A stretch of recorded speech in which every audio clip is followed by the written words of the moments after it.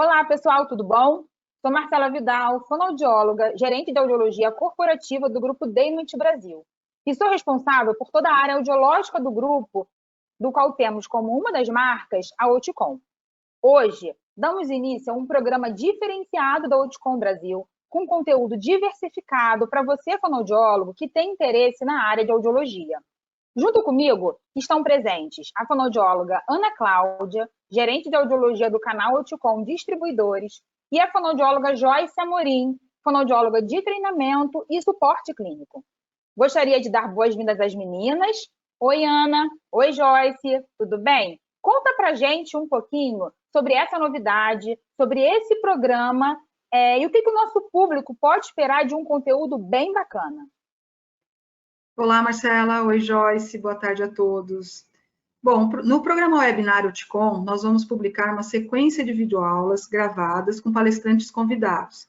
E essas videoaulas, elas serão disponibilizadas pelo canal oticom.com no YouTube, todas as quartas-feiras, às 17 horas, durante os meses de abril, maio e junho. Então, a cada semana teremos um novo tema, com uma fonoaudióloga da equipe de audiologia da Oticom, apresentando o palestrante convidado e o tema a ser ministrado. Olá, Ana. Olá, Marcela.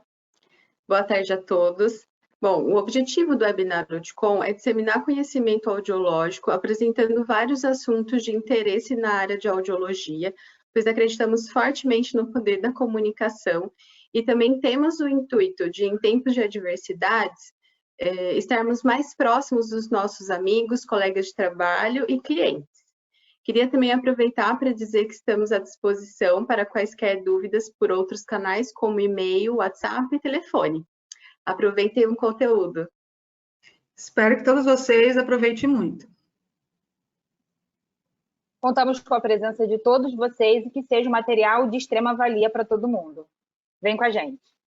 Olá, sejam todos bem-vindos ao nosso primeiro webinar Oticom. Hoje nós estamos aqui com a fonoaudióloga Amanda Giorgetto.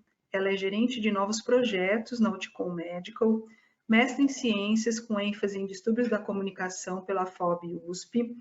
E hoje ela vai falar sobre o tema Quando os aparelhos auditivos não bastam, critérios de indicação para implante coclear.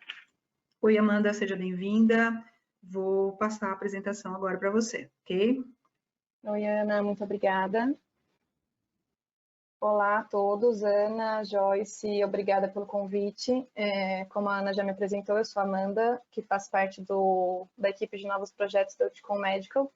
E só para dar uma breve resumida do que são os novos projetos, ele é a ponte entre o grupo Oticom e o grupo Oticom Medical.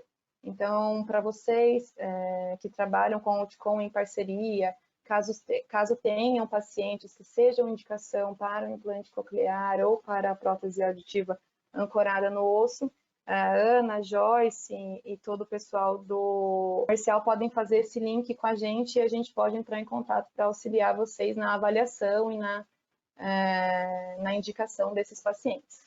Então, nós vamos conversar um pouquinho, quando os aparelhos auditivos não bastam, quais são os critérios de indicação para o implante coclear.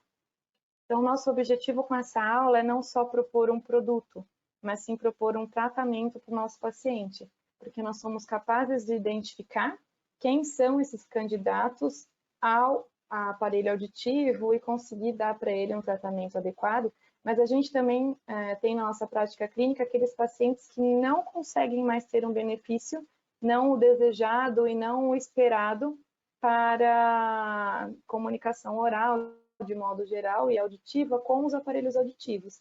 Então, nós precisamos pensar e conseguir identificar esse paciente que é candidato a uma solução auditiva implantável, que não está tendo mais benefício com o aparelho auditivo. E a gente precisa pensar que nós somos o vetor para propor toda forma de reabilitação auditiva para o nosso paciente. Então, a gente vai conversar um pouquinho aqui sobre quais são os critérios de indicação, como e quando indicar um implante coclear para o meu paciente. Então, a gente tem que pensar que nós temos na mão todos os tipos de soluções auditivas, desde os aparelhos auditivos convencionais, que pegam o som na entrada e transmitem som para a saída do paciente. Então, ele vai pegar o som do ambiente, amplificar, tratar esse som mas levar também como som para a saída para o paciente ouvir e corrigir sua perda auditiva.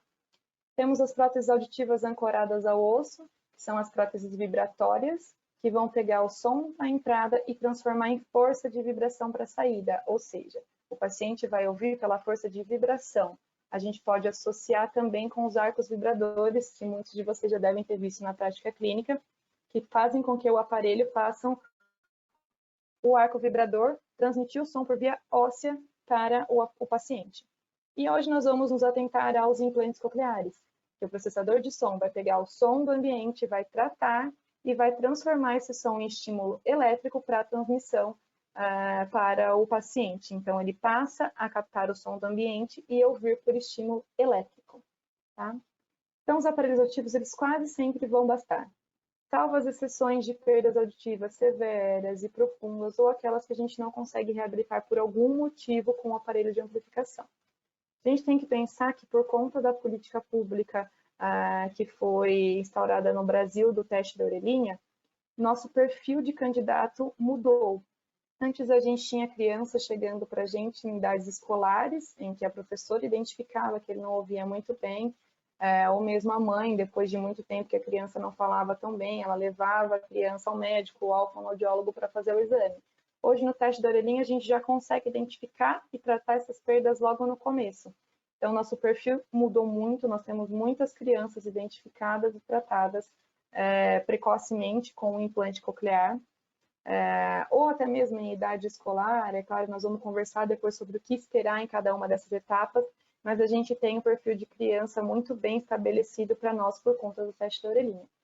Temos também na nossa prática clínica, todo mundo deve lembrar daqueles adultos que vão perdendo a audição com o passar do tempo, as perdas progressivas, e chega um momento em que o resíduo auditivo é tão mínimo, é pouco, que mesmo o aparelho mais superpower da nossa linha não consegue amplificar e dar o resultado desejado para acesso aos sons de fala. Então, a gente vai transitar sobre todos esses candidatos, crianças pequenas, crianças com mais de 4 a 7 anos, adultos, pré, pós-lingual, nós vamos conversar sobre todos eles. O implante coclear, ele tem seu critério de indicação baseado em evidências científicas, câmeras técnicas, tudo isso para nos formular políticas públicas e depois a gente extrapola para o particular. Então, se a gente for pensar numa linha do tempo, a gente pensa nos critérios de indicação e contraindicação do implante coclear surgindo no SUS. Então, nós tivemos várias portarias publicadas e as duas mais importantes que nós temos hoje em dia é a de dezembro de 2014 e a de julho de 2018, que nos mostram quem é, como avaliar e como fazer a indicação adequada de um implante coclear para os usuários do SUS. Uma questão importante nessa última portaria, aqui de 2018, que a gente pode destacar, é que ela já agrega também as próteses ancoradas ao osso, e ela também agrega implantes bilaterais e a manutenção do implante também pela portaria do SUS. Tá? Vou disponibilizar esses materiais para vocês depois, para que vocês possam estudar, enfim, se tiverem interesse em se aprofundar um pouco mais. Essas portarias do SUS, elas nos geram base para que a gente consiga extrapolar tudo do serviço público para o serviço particular.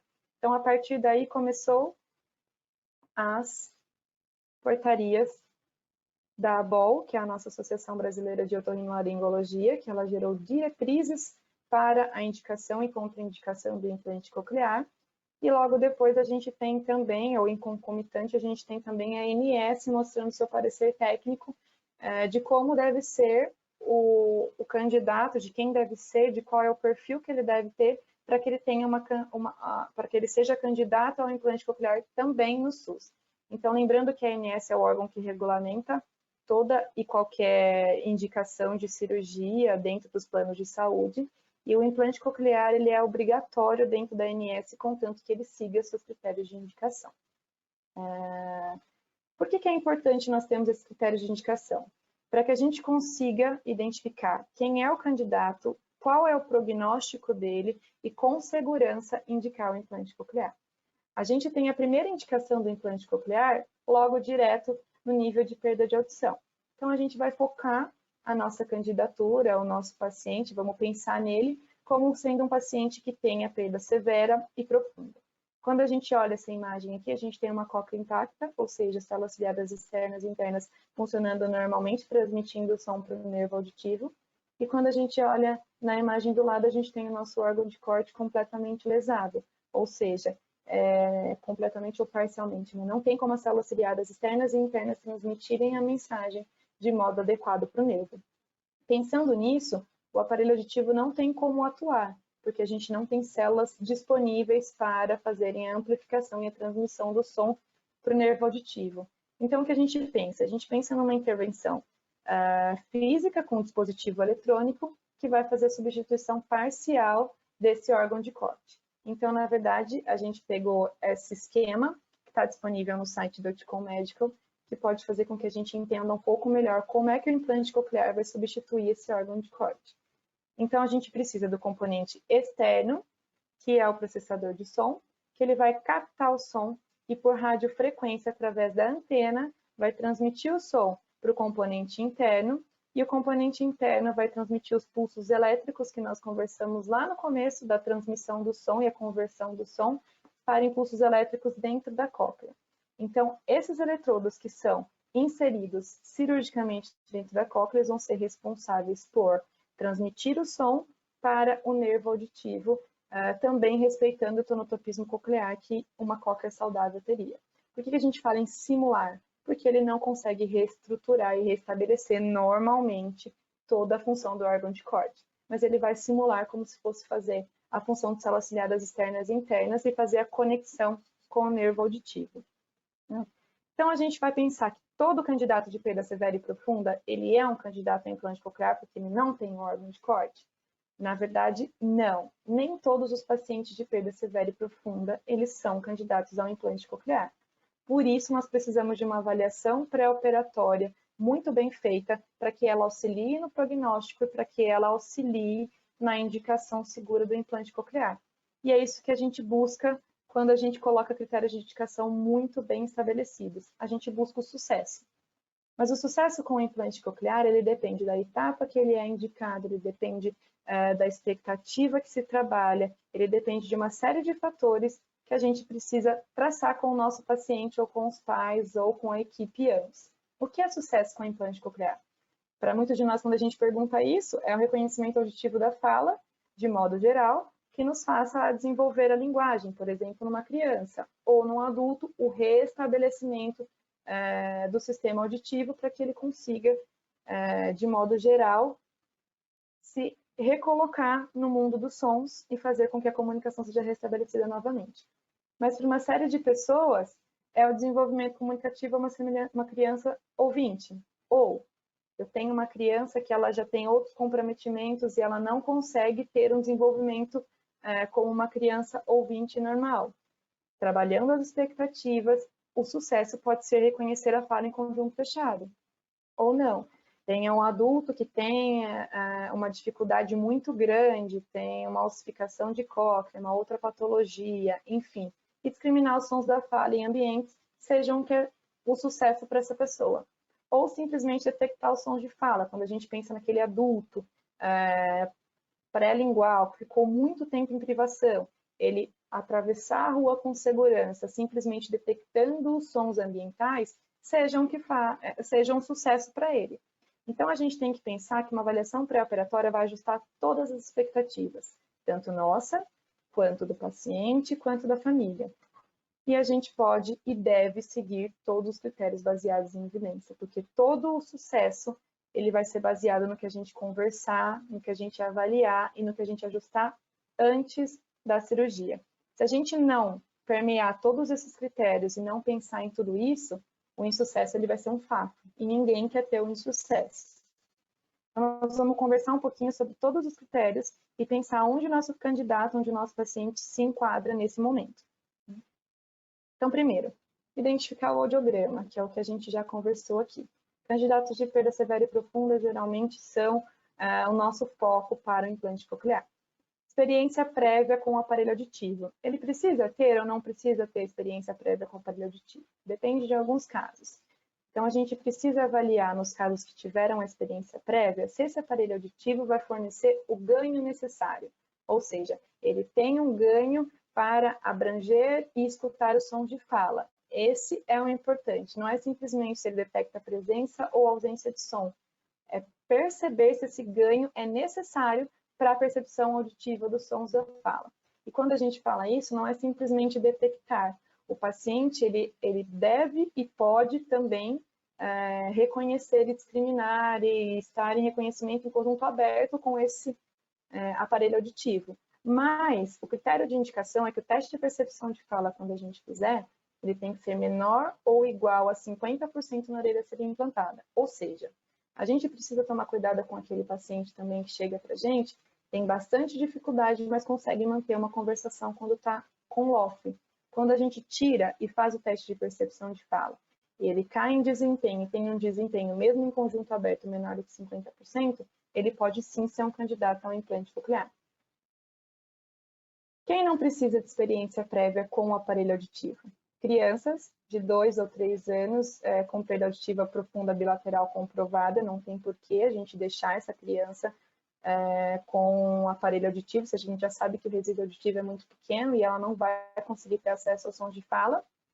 Perdas auditivas pós-linguais adquiridas, ou seja, uma meningite, onde causou uma perda auditiva profunda bilateral, uma doença viral ou qualquer uma das perdas auditivas que sejam pós-linguais adquiridas, não tem a necessidade de você colocar o aparelho auditivo para estimular, porque essa via auditiva já está completamente estimulada, foi só uma perda auditiva que ocasionou na perda da comunicação entre orelha interna e externa. Externa e interna, desculpa. As meningites, como nós já falamos aqui, esses casos não precisam de um teste prévio com um aparelho auditivo. Então, a gente precisa pensar em avaliar crianças, adolescentes e adultos de modo geral e de modo diferente. E é importante nessa etapa diferenciar o que é uma perda pré e uma perda pós-lingual.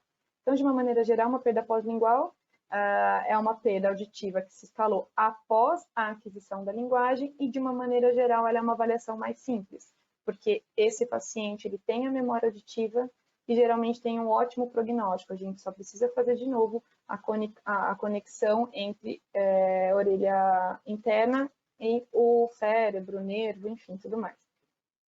A memória auditiva dele está lá, completamente instalada, então geralmente é um bom prognóstico. E ele não tem uma percepção muito boa com a ASE, então não precisa deixar muito tempo com a ASE estimulando esse paciente. O pré-lingual, ele é uma avaliação que precisa de mais detalhe, porque geralmente o paciente perdeu a audição ou nasceu sem audição antes mesmo do estabelecimento do código linguístico. Então, a memória auditiva ou não tem ou é muito restrita, tem um tempo de privação muito grande com o aparelho, mesmo com o aparelho auditivo. Então, a gente costuma fazer um cálculo que é um pouco básico, mas que nos ajuda a traçar prognóstico. Se o paciente tem 50% da vida dele sem ouvir e 50% da vida dele ouvindo, ele já não é um prognóstico muito bom. Então, se eu tenho 30 anos, 15 anos da minha vida eu passei sem ouvir e 15 anos eu estou adaptado com o aparelho auditivo, geralmente esse não é um prognóstico muito bom para adultos. Então, a gente tem que pensar que a comunicação oral está comprometida, o código oral está comprometido, a memória também está e todo o sistema de recepção do som também está.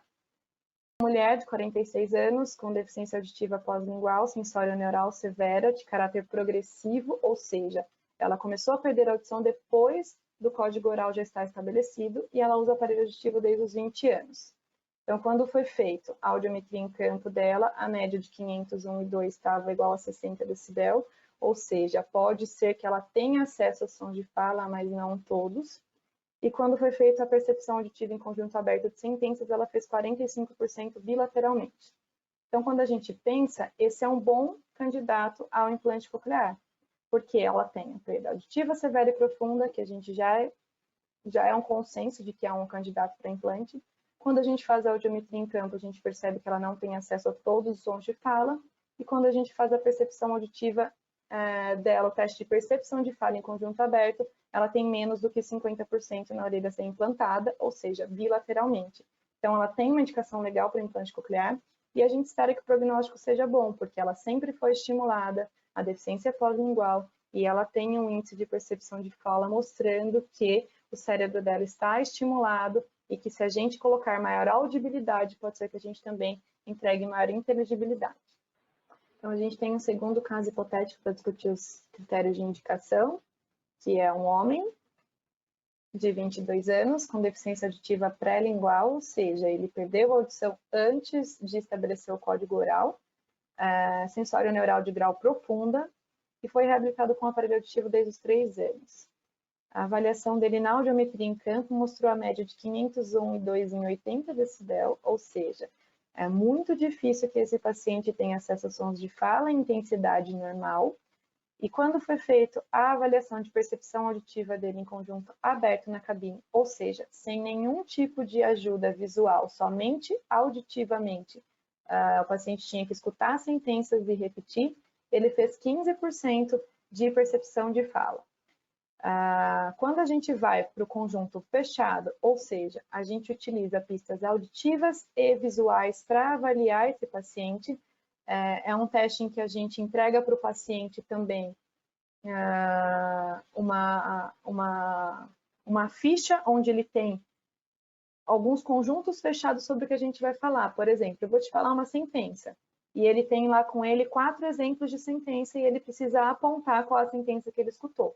Então, esse é um conjunto fechado, a gente associa o auditivo ao visual, eu fecho as possibilidades do paciente e o paciente precisa, dentro daquele contexto, entender o que eu falei. Então, quando foi feita a avaliação da percepção auditiva do paciente em conjunto fechado, ele desempenhou 40% do teste bilateralmente. Ou seja, esse é um paciente que tem muita dificuldade para compreender auditivamente e precisa de pistas visuais para levá-lo ao reconhecimento daquilo que ele está ouvindo. Então, esse paciente, assim como o anterior, também tem indicação do implante coclear, mas é necessário que se trabalhe as expectativas desse paciente. Esse paciente é um paciente que vai demorar um pouco mais para conseguir desempenhar atividades somente auditivas, ele vai precisar de uma terapia auditiva mais focada, ele vai precisar de maior paciência para trabalhar esse sistema auditivo para que ele volte a conseguir entender aquilo que ele está escutando, a fazer o link novamente com o que eu escuto e com o que eu entendo. Uma criança pré-lingual. A gente tem que ter uma escalinha na cabeça da gente, uma escala de idade, para a gente conseguir fazer uma indicação do implante coclear e imaginar o que a gente vai proporcionar para essa criança ao longo do tempo.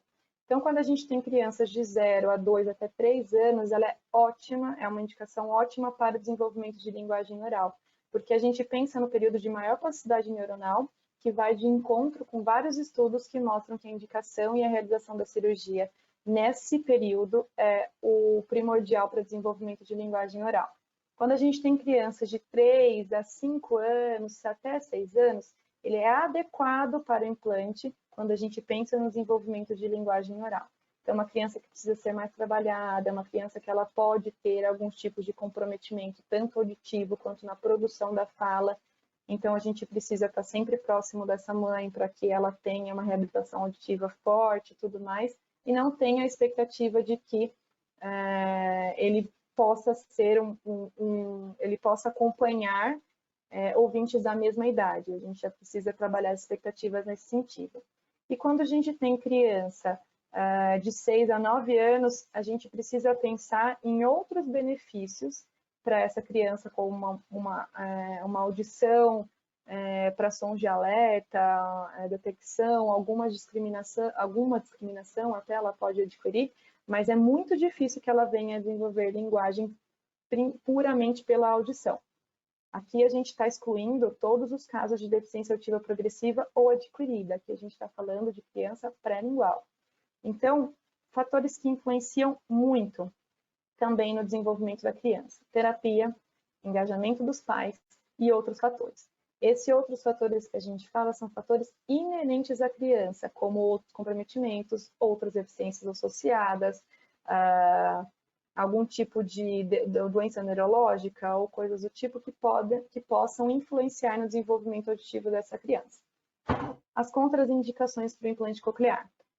Não são indicados implante coclear para os seguintes casos: surdez pré-lingual em adolescentes e adultos não reabilitados pelo método oral, ou seja, aquele paciente que usa Libras e que não fala, que não consegue ter o método oral para manter uma comunicação, em vias de regra ele não é indicado, a não ser que nós tenhamos casos de cegueira associada ou outra deficiência associada, então a gente precisa prezar por um sentido estando funcionando ou entregando algo funcional, mas caso contrário não é indicado. Paciente com agenesia de cóclea ou de nervo auditivo bilateral, se a agenesia ou uma formação, enfim, for acometido de um lado só, o outro lado pode ser passível de receber o implante coclear. E contraindicações clínicas. O paciente tem uma cardiopatia que não pode ser submetido a uma anestesia, ou existem outros fatores que possam comprometer uma cirurgia, mas esses são critérios clínicos que são médicos. O mais importante que a gente precisa pensar nesse momento é que a gente precisa fazer a diferença na vida do paciente. A gente está lá com ele, estimulando com aparelhos de perda profunda e verificando e avaliando dia a dia que esse aparelho não é suficiente para entregar a linguagem, para fazer com que o paciente tenha acesso a sons de fala e consiga ter uma linguagem oral legal, auditiva legal, a gente precisa pensar em uma outra estratégia, a gente precisa lançar a mão de outras estratégias. E pode ser que a gente tenha que encaminhar esse paciente para um centro de implante coclear, caso tenha na sua região, na sua cidade, ou até mesmo desenvolver o próprio centro, falar com a gente ajuda a avaliar, encaminha para um médico que seja de confiança, que saiba que consiga fazer e tudo mais. E saiba que a gente sempre vai estar próximo para auxiliar na avaliação, no encaminhamento, em toda a questão do implante coclear para vocês também. A gente tem como se fosse um organograma para a gente seguir esse paciente, a jornada dele mesmo. Então, a gente vai identificar esse paciente, fazer vários testes, como a gente já falou, os testes de percepção auditiva da fala, para fazer com que esse paciente, para verificar se esse paciente é um candidato ou não. A gente pode conversar com terapeutas, encaminhar para um médico, sempre mostrando todos os tipos de informação. Colocar, às vezes, o paciente em contato com outro paciente que já fez implante coclear para que ele tome uma decisão assertiva e baseado em avaliações, baseados em critérios e também baseado no que outros candidatos também dizem, né, e outros pacientes implantados também dizem, encaminhar para uma equipe que seja confiável, que tenha um médico, que tenha um fonoaudiólogo, que vá dar acompanhamento para esse paciente e também está com ele sempre para que o processo de cirurgia, ativação e acompanhamento desse paciente seja o mais eficiente e eficaz possível. Então, a gente pode disponibilizar isso também para vocês, é algo mais ilustrativo para a gente ter noção de onde o nosso paciente está e como que eu posso fazê-lo passar para a próxima etapa. E pensando em tudo isso, eu vou falar rapidinho para vocês o Neuro 2, que ele é o nosso processador de fala da Auticon Médico dentro do grupo DEMA. Nós utilizamos a filosofia de que os nossos dispositivos eles têm que ser desenvolvidos para todos os usuários em todas as faixas etárias. Então, a gente pensa no Neuro 2 sendo um dispositivo eficiente desde crianças até adultos e idosos, né? O Neuro 2, então, ele tem atenção aos detalhes e ao design, mas ele também tem uma alta qualidade e resistência. Então, a gente pensa num processador que tem os LEDs luminosos todos embutidos para que a criança também não chame atenção em idade escolar, porque a gente sabe que a luzinha de funcionamento atrás também chama a atenção de uma outra criança. Então, a gente pensa nesses LEDs embutidos e sendo muito discretos para também não chamar a atenção de outra criança. Os microfones também são discretos e são embutidos dentro do processador, o que gera também uma maior resistência à não entrada de água, poeira, enfim. Os botões dele são multifunção, então com esse botão, um único botão, a gente pode aumentar, diminuir o volume, trocar de programa, enfim. E o compartimento onde a gente coloca o cabo, ele é a trava do compartimento de bateria também. Então, a gente colocou todos os dispositivos de maneira discreta e também de maneira funcional dentro do processador de fala. Então, o Neuro 2, ele é muito pequeno, e isso não é importante só pela estética, ele é importante porque crianças, cada vez mais cedo, têm feito o implante coclear, e as orelhinhas, a gente sabe que ainda estão em desenvolvimento, então elas precisam de alguma coisa muito leve para que consiga se adequar às orelhas de criança. Então, ele é super fininho, aonde ele vai se adequar na orelha. Ele é super leve, então não precisa clipar na roupa nem nada, já desde muito cedo, quando faz ativação em criança, já consegue deixar na orelhinha. O cabo dele é transparente e super fino, então a gente precisa pensar no design sendo funcional. Então, para orelhas de crianças, a gente já consegue ter um processador super fino e leve. Então, essa aqui é a diferença do nosso Neuro 2 para as outras marcas. Então, a gente vê que ele é o menor e o mais fininho, isso é com a bateria menor também, os outros também estão em comparação. Isso faz com que a gente tenha um design super legal para as crianças também. Todas as cores do Neuro 2 são disponíveis, então os pacientes querem desde ser mais discreto até ser mais extravagante, a gente tem desde o branco, cores de cabelo, até rosa e azul para crianças ou adultos que prefiram utilizar cores mais menos discretas. Também as capas, eu estou em dúvida, não sei qual cor escolher. Existem outras capas para customizar o seu Neuro 2 que podem ser escolhidas ao longo do tempo para customizar e para diferenciar mesmo o seu processador de fala. Para criança, existem adesivos e uma colinha, contanto que a gente usa esse protetor de antena, uma cola normal em bastão, ela pode personalizar com laços, para meninos tem o Batman, super-heróis, ou para as meninas também, se quiserem usar, todas estão disponíveis para fazer a personalização como quiser. Temos a capa prova d'água, que faz com que o paciente possa mergulhar durante 1 hora por 3 metros, e ela foi testada em piscina, em mar, enfim, em vários segmentos com água, e se mostrou confiável. O nosso cabo, que ele é do mesmo material do colete à prova de balas, então, mesmo se você puxe com muita intensidade, ele promete ser muito forte, muito resistente à quebra, porque ele tem 4 fibras, que são de aramaide, que é o material que foi feito o colete à prova de balas, o que faz com que uma tração de 35 newtons, ou seja, quase equivalente a 35 quilos, não quebre e nem faça com que o cabo se lese, tenha qualquer lesão no cabo. Então, o Neuro 2 ele é o IP68, que significa que é a maior proteção contra água e poeira que um dispositivo possa ter. Então, todos os componentes eletrônicos dele são selados. Então, não vai entrar água dentro do microfone, não vai entrar água no compartimento de bateria, não vai entrar água nos botões, contanto que a gente esteja utilizando a bateria recarregável, certo? A bateria descartável, por ser desinquer e ter os furinhos, ela não é indicada com IP68. Então, o IP68 para todos os dispositivos implantáveis, eles são medidos com a bateria recarregável. E isso cabe dizer que é sem o kit à prova d'água. Então, se o paciente quiser se submeter a situações com água, como piscina, dia a dia, banho, coisas do tipo, ele pode mesmo sem a capinha. Para pacientes em que tem uma orelha que é candidata ao implante coclear e a outra não, nós temos junto com a Oticon o bimodal, que são aparelhos da linha Dynamo e Sensei, que tem a mesma plataforma, que é a plataforma Inium, que consegue se comunicar entre Neuro 2 e Dynamo e Sensei. E era mais ou menos essa mensagem que a gente queria passar. Aqui estão meus contatos, meu e-mail, telefone, para me mandarem dúvidas. E agradeço novamente o convite e agradeço todo mundo que ficou com a gente até agora. Muito obrigada. Bom, então, para finalizar, eu queria agradecer a presença da Amanda, pela ótima apresentação, pela disponibilidade, e com certeza essas informações vão ser de grande contribuição para a nossa prática clínica. E a todos os participantes, gostaria de agradecer a presença e espero vocês na próxima quarta-feira com um novo tema. Obrigada a todos.